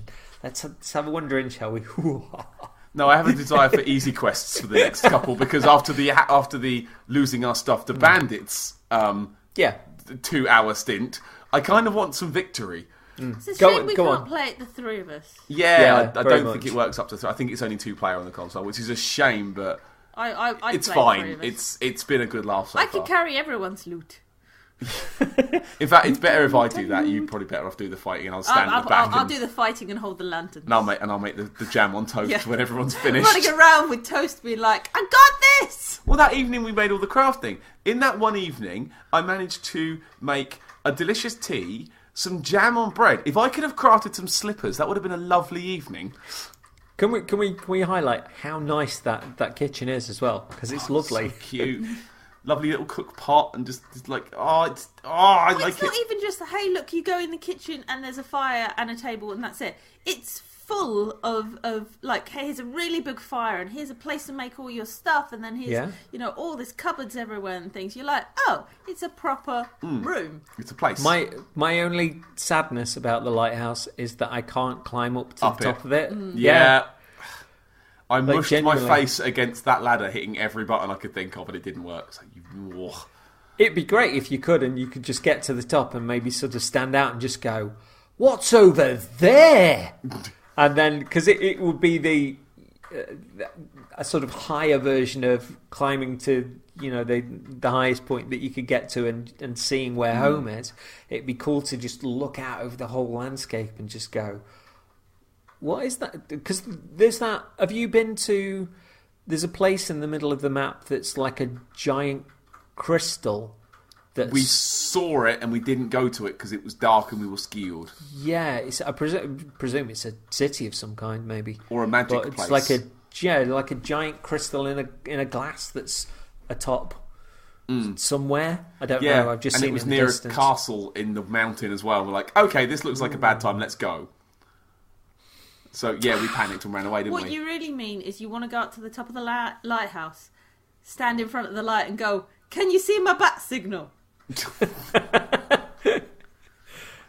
Oh man! So given early mysteries of the game, how would you? What do you think of the way that it's moved past those preconceptions, and the how has it moved you both? Well, I still want to play.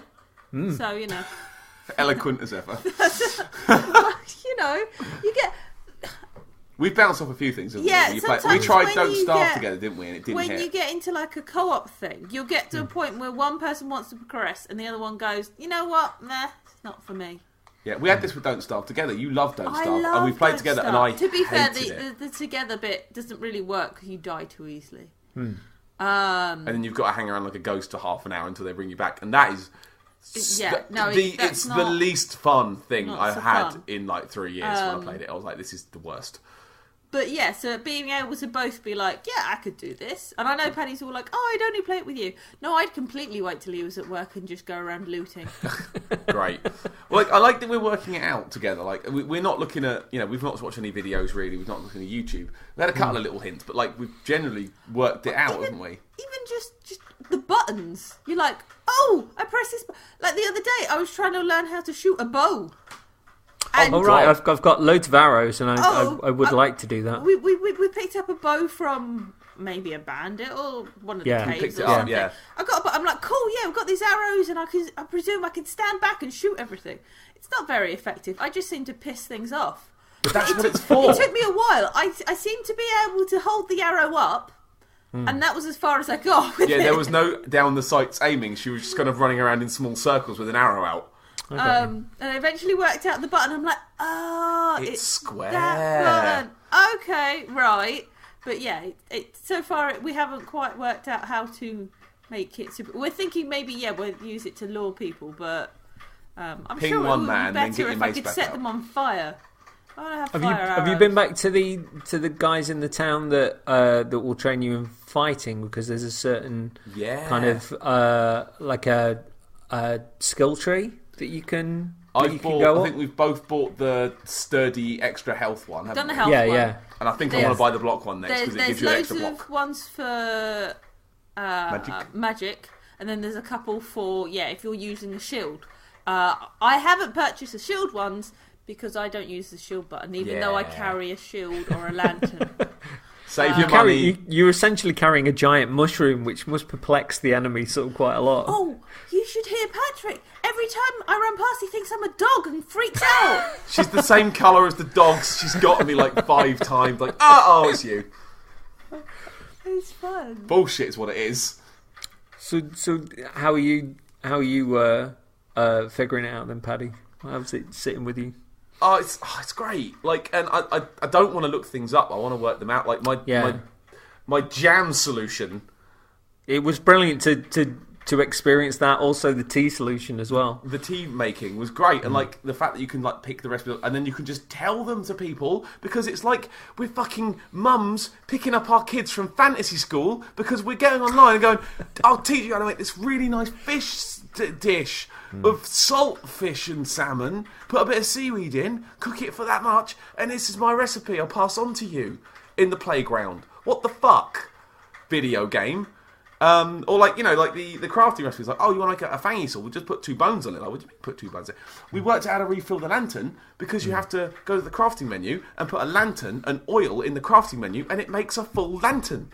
Yeah. You can't just rub oil on it. You've got to like craft it. Mind you, have you 20 noticed minutes. that you can get linen and turn them into bandages, but you can also get linen and you can make poison and rub it on there and put that onto like weapons. And First time Paddy got poison, he's like, do I look like I'm smelly? And just ran past me. Yeah. With this green mist behind him.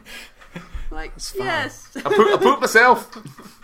But there's so many complexities in here that you don't see in much bigger titles, and I'm finding them really addictive. That I'm, next time I do see sort of a big RPG, like, do I have a kitchen? Is there jam in it?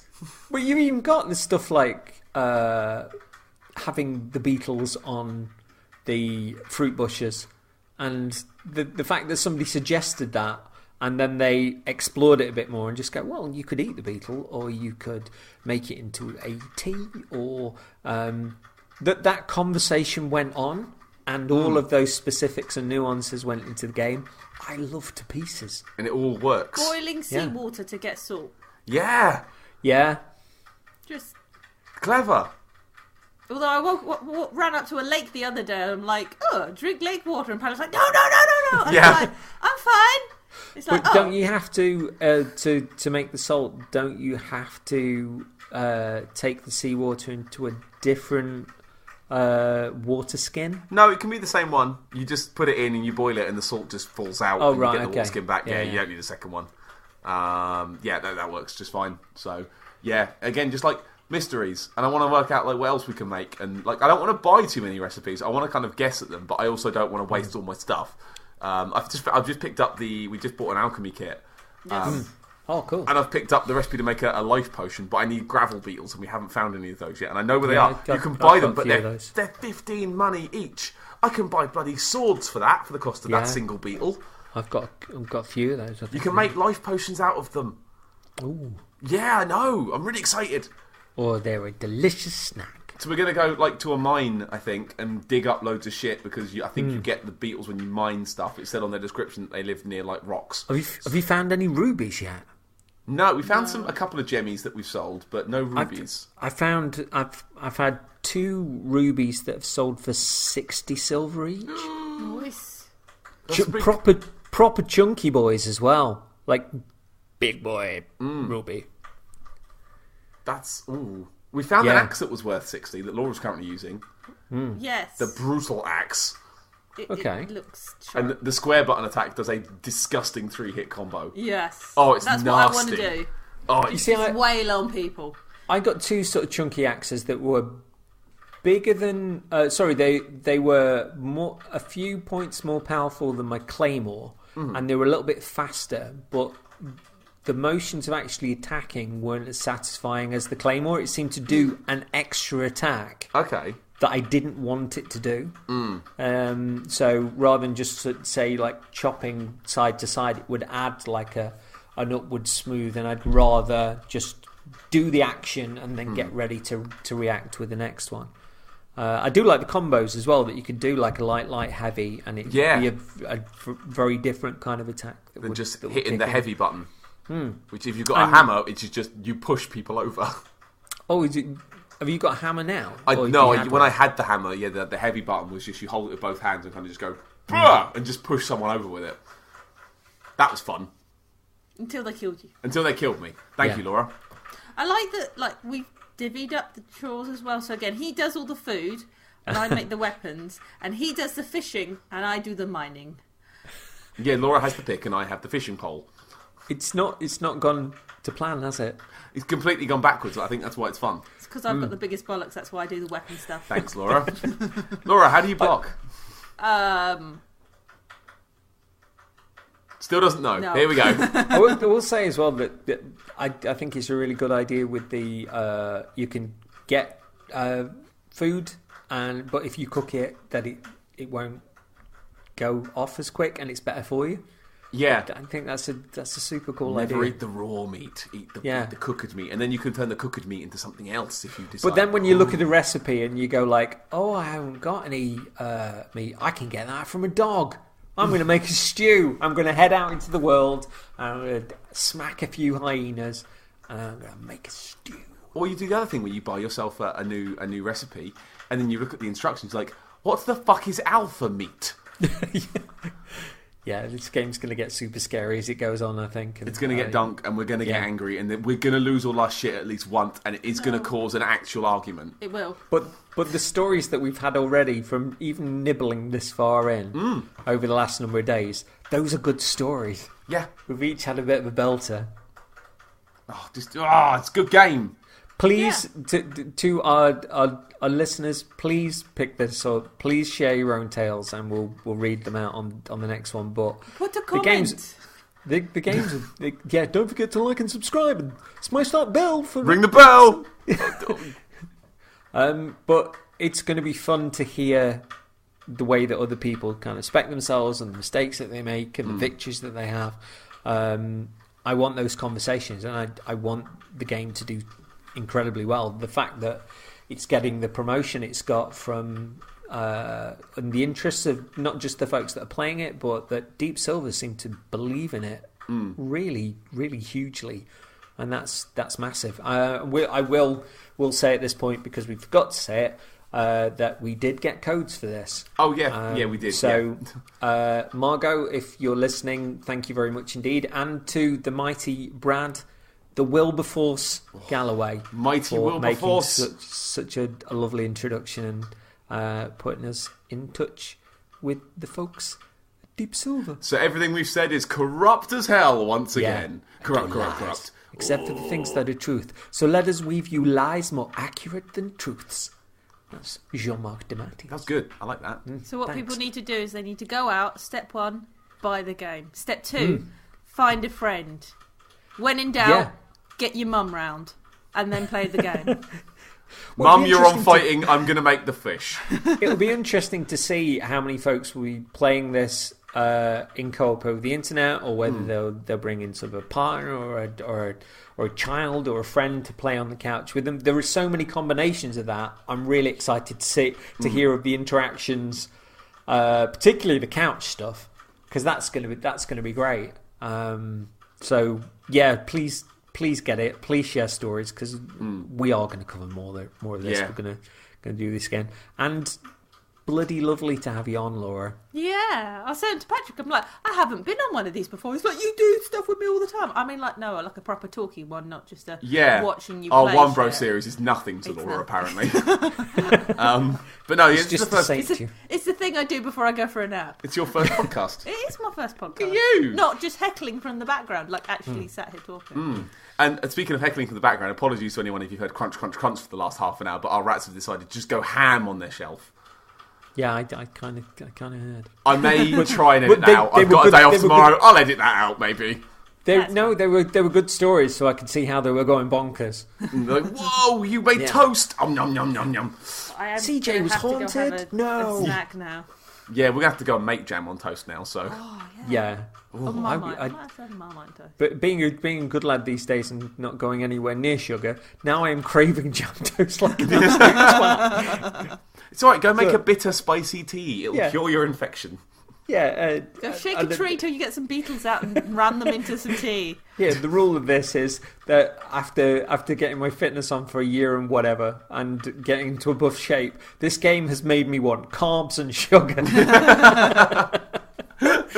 Damn you, game! So just be aware of the pitfalls if you do get into it.